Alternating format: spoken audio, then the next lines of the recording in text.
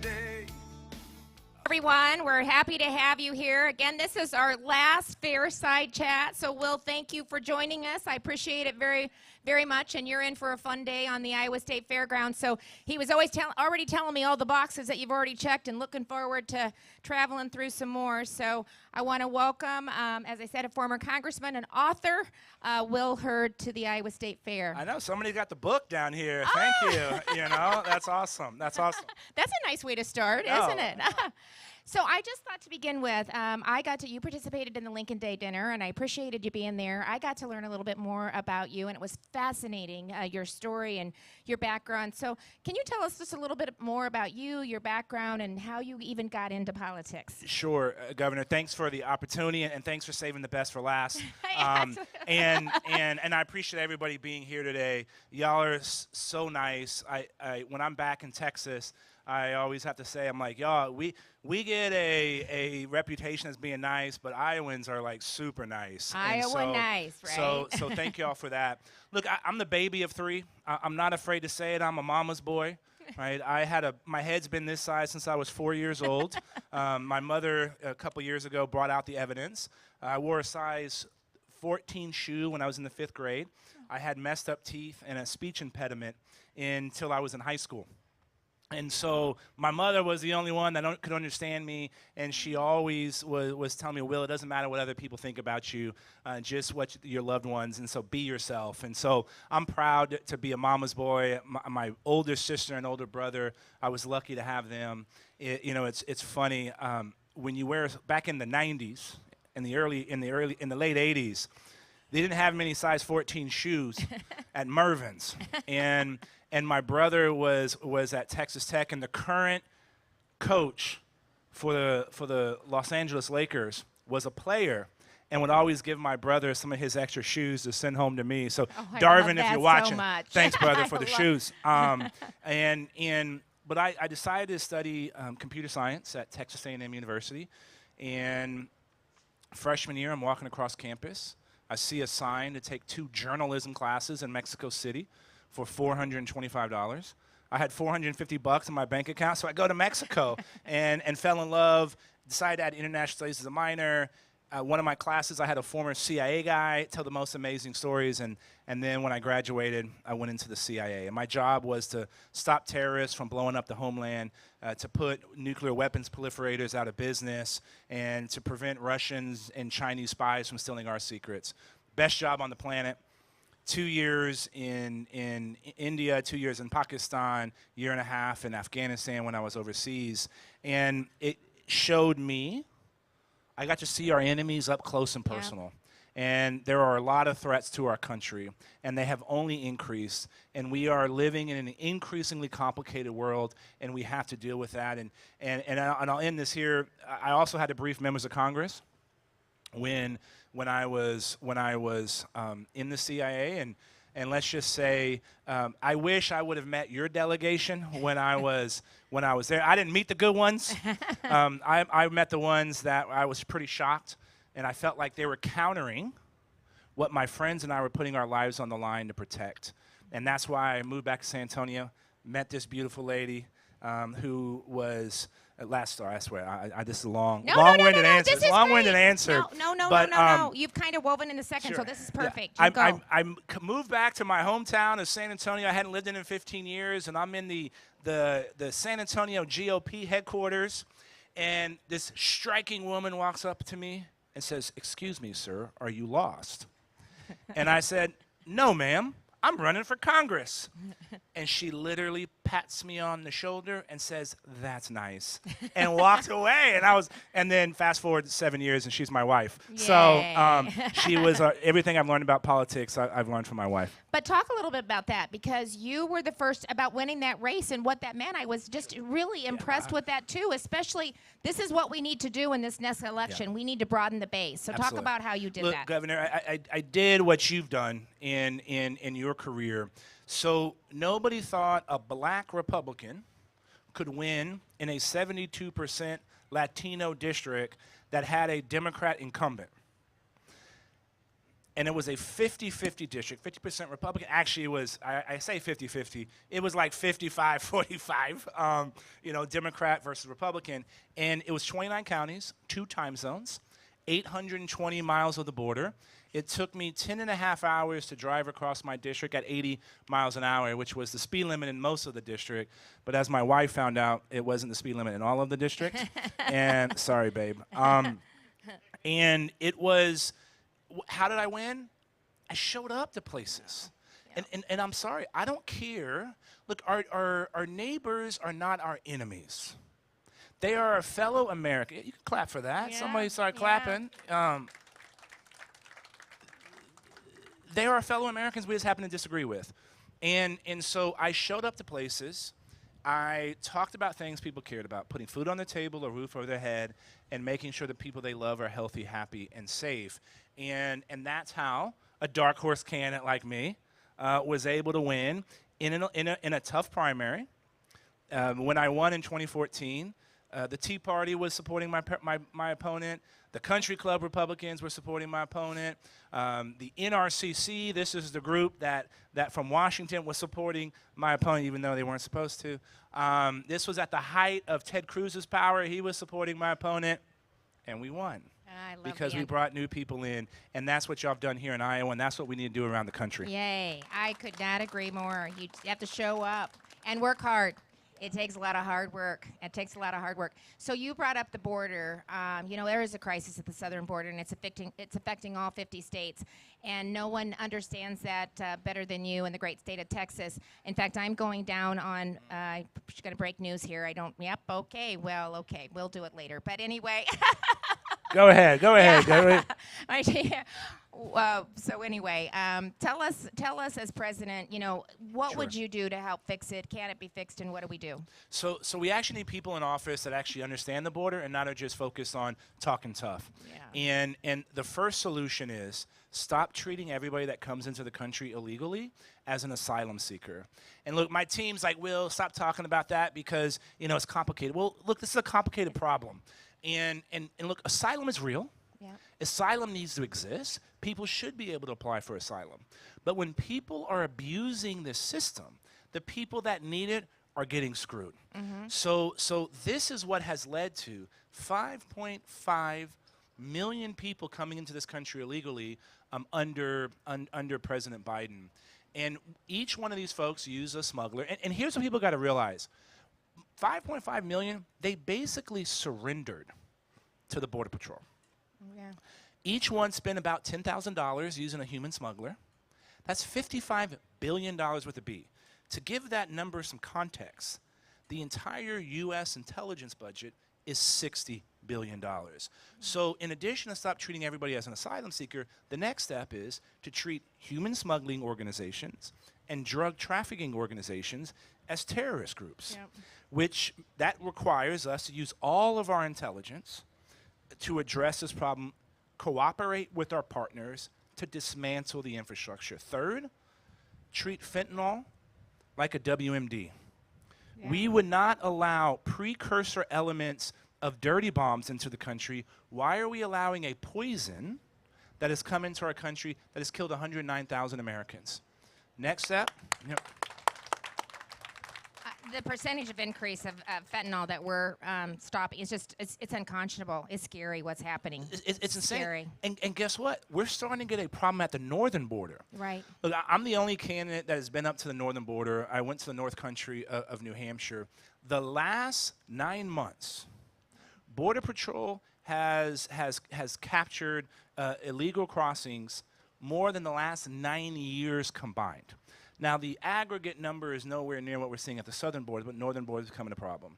And then we also have to work on addressing root causes in other countries. Yep. Our foreign aid is a very small percentage of the entire budget, but it's not being used efficiently across all the federal agencies. We're not cooperating with the philanthropic world that is doing things to address violence, lack of economic opportunity, and extreme poverty in places like El Salvador, Guatemala, and Honduras. And guess what?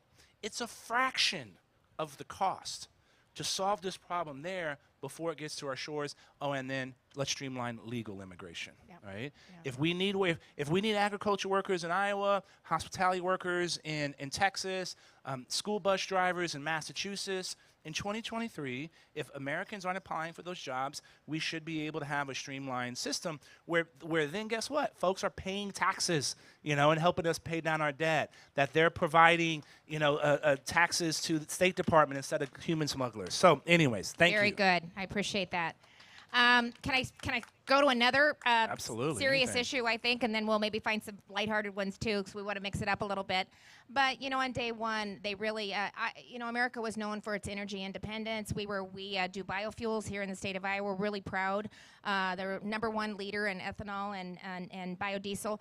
But this president has actually made us energy dependent. And so, what do we do to restore our energy independence, not just for the short term, but for decades to come? What are some of the things that we need to do? Well, first off, do the opposite of the current guy.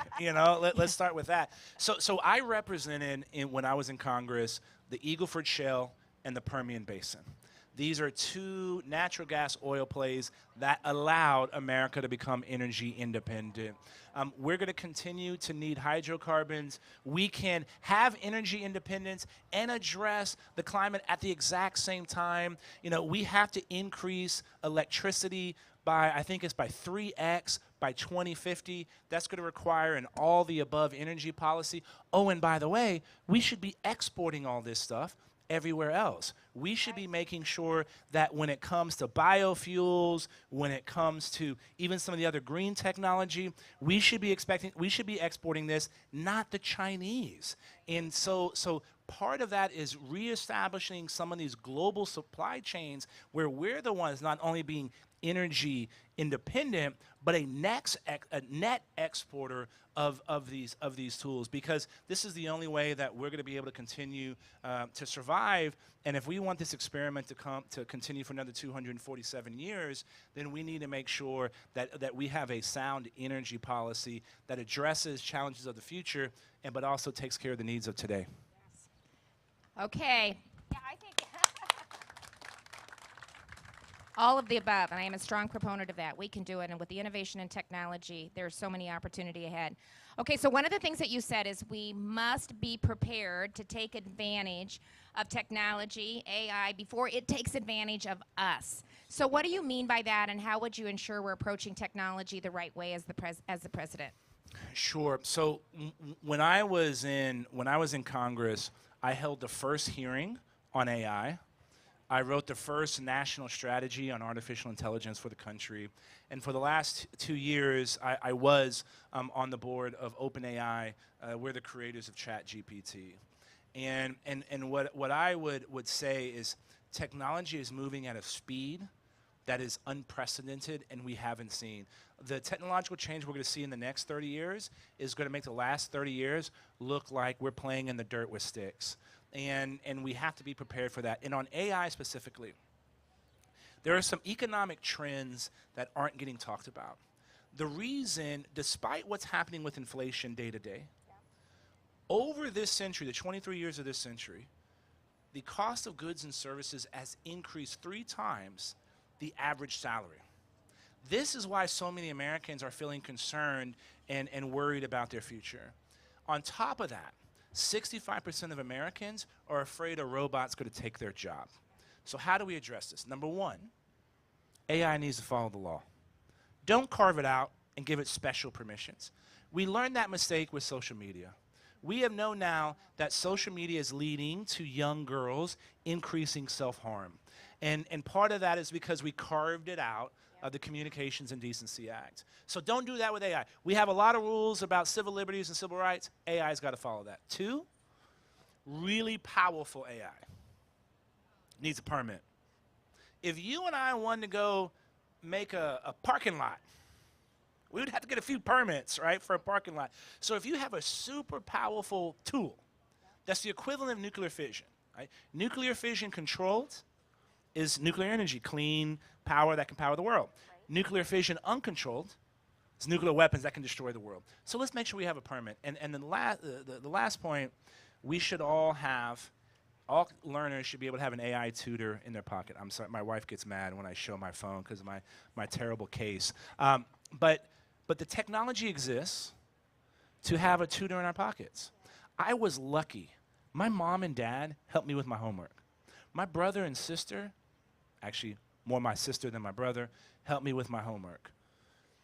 We can have an infinitely patient tutor teaching you to fish rather than giving you a fish. So every kid, whether it's you're learning trigonometry in 7th grade or you're one to change jobs in your 30s to do something else, having that tool to help us and using it as a tool, and that's how we take advantage of technology before it takes advantage of us. Yeah, very, very, very smart. Very interesting. I love that. Well thought out, too. And we need to do it. Let's hope they stay on it. I think you maybe know this just a little bit, right? But so well thought out. I mean, sometimes we're just afraid to take those steps, though. I mean, it's ridiculous. So I'll ask you one more question, too. You know, and I always shrunk government. You know, I cut 21 agencies from my cabinet. So we talk a lot about, thank you, $250 million savings over 4 years, and I think that'll be conservative. We talk a lot about getting spending in check, you know, and reining in the debt. But how do we start to control some of that bureaucracy that you talked about that is out of control, and is it even possible to start to rein that in? It's 100% possible, and one of the things that is crazy to me, so one of the other things I did when I was in Congress, I was the IT procurement guy, okay? That's not a sexy topic. There's never been a parade for IT procurement, but when the federal government spends $90 billion a year on purchasing goods and IT goods and services, and 85% is on legacy systems, that's outrageous. Outrageous. It's outrageous, right? And so one of the things that I'm always shocked by, I don't care where you go. I don't care whether you're here in Des Moines or in West Texas, in El Paso, or in Pittsburgh, New Hampshire. There's a Pittsburgh, New Hampshire. Someone's going to fact check me and be like, Pittsburgh's not in New Hampshire. There's a Pittsburgh, New Hampshire. When you talk about federal spending, everybody knows if you don't use it, you lose it. There is zero incentive. There is zero incentive in the government to save money or use money efficiently. Everybody out here in their businesses, in their lives, they don't operate that way. So stop spending more money than you make. And here's a simple solution. Have a 4-year budget or appropriation cycle.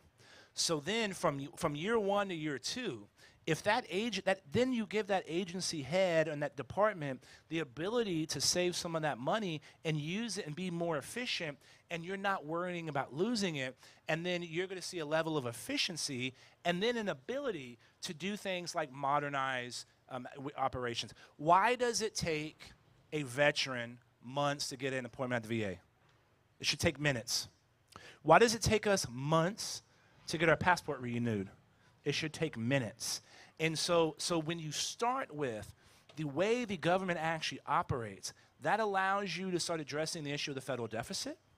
Then that allows you to say, hey, what is the right mix of net debt to GDP? Then once you fix that number, then you can start addressing some of the long-term drivers to that issue. So those are the steps, and it can absolutely be done. But guess what? It takes people that actually understand how all this crap works and then have an idea of how it's supposed to work and then has the tenacity, or as my wife would say, a hard head, to be able to get those things done. It is not easy because the words I hate the most is it's always been done this way. Why should we change it?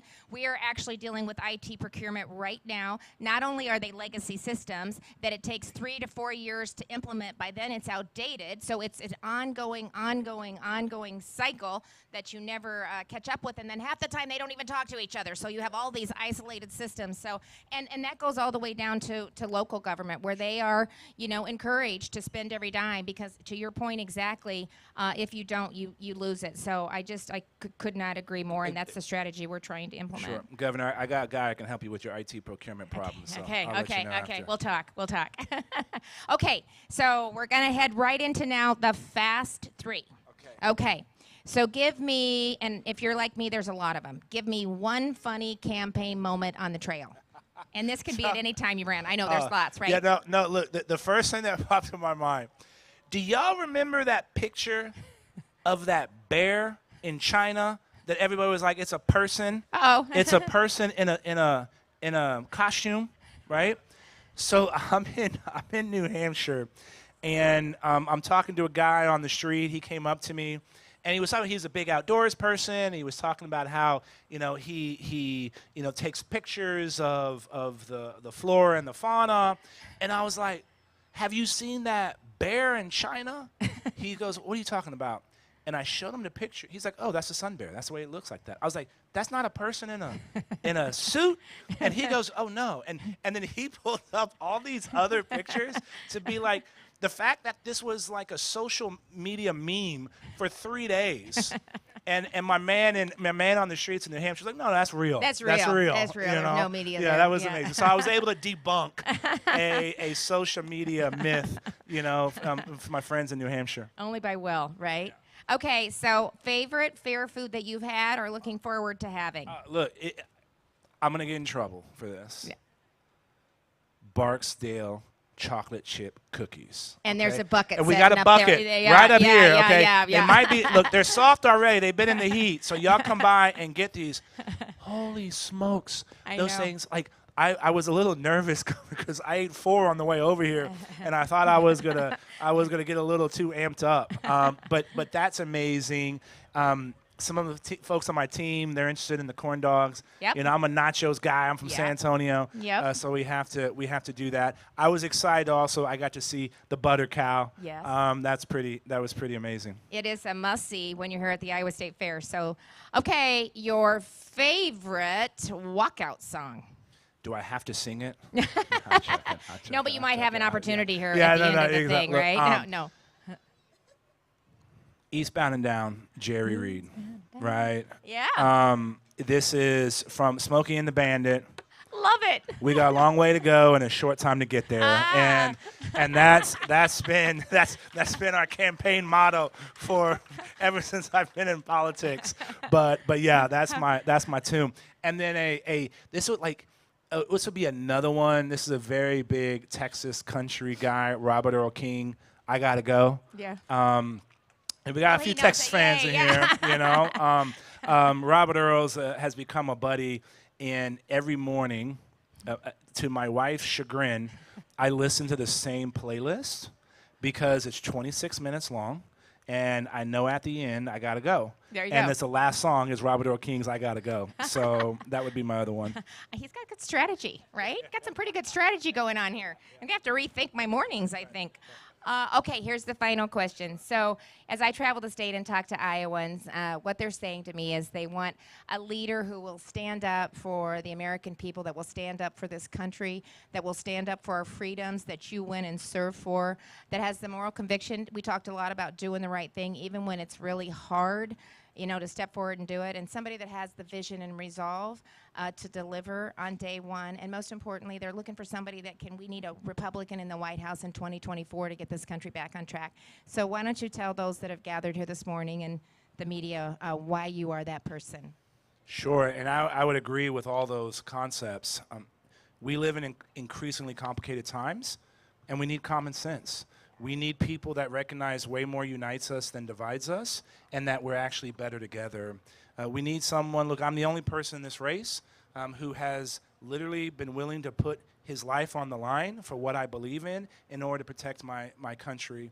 And we need a leader that's going to articulate, how do we have unprecedented peace at a time when the Chinese government is trying to surpass us as a global superpower? How do we have a thriving economy at a time when new technologies like artificial intelligence is going to upend every industry, not in 10 years, but in 2 or 3 years? How do we have world-class education at a time when our kids have the worst grades in math, science, and reading? How do we have safer communities at a time when half of our teenagers are afraid to go to school? This is ultimately what we need, and we need someone who has the experience of knowing your enemies up close and personal, who has the foreign policy experience of being been on the front lines, that have legislative experience and knowing how to get things done and cooperating with the other side, and then ultimately someone who has an intimate knowledge and understanding of technology, which is going to change all of our lives. And the reality is if we want this experiment called America to work, and why is it always called an experiment? Because when it started, there hadn't been a democracy on the planet for 2,000 years. Last one was Rome. Julius Caesar screwed that one up. There was not another democracy until 60 years after we started, Switzerland. There's been only 14 countries that have been in democracy for more than 100 years. Democracy is fragile. It always is fragile. But what it requires from us to make this experiment going for another 247 years, like the last 247 years, is not the kind of sacrifice that our forebears have done. We're not fighting on the plains of Lexington or the fields of Gettysburg or having to march in Selma or get involved in hand-to-hand combat in places like the mountains of Mazar-e-Sharif. All it requires of us is to vote, get engaged, not vote in just general elections, but in primaries as well too. Get involved in those caucuses to make sure that we have somebody that is going to take us into the future. That's why I've decided to get into this, and I appreciate the time, Governor. You're a great role model for so many of us, and we can do in the United States of America what you have done in Iowa, but it requires us to elect the right person. God bless y'all. Well said, Will Hurd. Please give a round of applause for Will Hurd.